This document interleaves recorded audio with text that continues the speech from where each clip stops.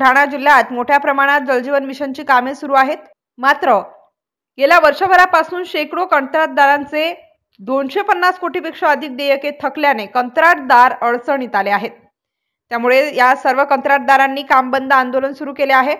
25 फेब्रुवारीला बुलढाणा जिल्हा परिषद समोर कंत्राटदारांनी जोरदार घोषणाबाजी केली। उन्हाळ्याची चाहूल लागली आहे। आताही सर्व कामे बंद पडल्याने अनेक गावांमध्ये पाणी टंचाईचा प्रश्न गंभीर होण्याची शक्यता आहे। शासनाकडून निधी येताच कंत्राटदारांची देयके अदा केली जातील, त्यांनी कामे पूर्ण करावीत असे आवाहन देखील प्रशासनाकडून करण्यात आले आहे। MCN न्यूज मराठी करिता रवींद्र शिरस्कार, बुलढाणा।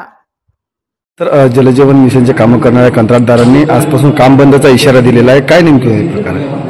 कंत्राटदारांची बिलं मागील काही महिन्यांपासून थकीत आहे। ज्यावेळी शासनाकडून निधी प्राप्त होईल त्यावेळी आपण त्यांना देयक अदा करण्यात येतील। तरी कंत्राटदारांना विनंती आहे की त्यांनी काम बंद आंदोलन करू नये। जी प्रगती पद्धती सुरू ठेवावी। पाणी पुरवठ्याची जी कामं आहेत ती मेजरली मार्च, एप्रिल, मे या दरम्यानच पूर्ण करता येतात।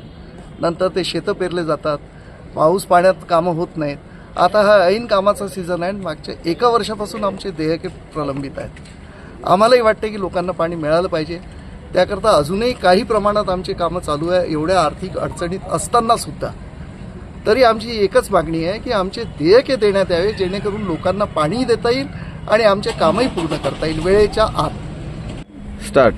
आज इथे सगळे बुलढाणा जिल्ह्यातील जलजीवन मिशन अंतर्गत पाणी पुरवठा योजना करणारे सर्व कंत्राटदार जमा झालेले आहेत। जवळपास 1 वर्ष झालं। 1 वर्षापासून कामाचे देयके प्रलंबित आहेत आणि कंत्राटदार सगळे आर्थिक संकटात सापडलेले आहेत। कर्ज झालेले आहे त्यांच्यावर, दुकानदारांचे देणे बाकी आहे, स्टील, सिमेंट यांचे देयके बाकी आहेत।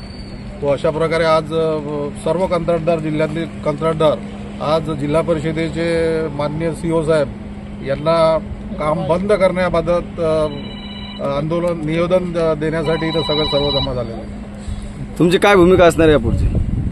आता तसं पाहिलं तर टंचाईचा काळ आता सुरू झालेला आहे। आता फेब्रुवारी मार्च महिना उजळल्यानंतर जवळपास आता टँकर लागणे सुरू झालेले आहे। आमची तशी काही गावांना वेठीस धरण्याची काही इच्छा नाही आहे किंवा यांना पाणी मिळालं नाही पाहिजे। आमची फार इच्छा आहे की पाणी दिले त्यासाठीच आम्ही कामं करतो। पण आमचे 1 वर्ष झाले, जवळपास 150 कोटी रुपयाचे देयके अद्याप प्रलंबित आहेत। त्यामुळे नाईलाजानं आम्हाला काम बंद आंदोलन सुरू करण्याचा मार्ग अवलंबला लागणार आहे।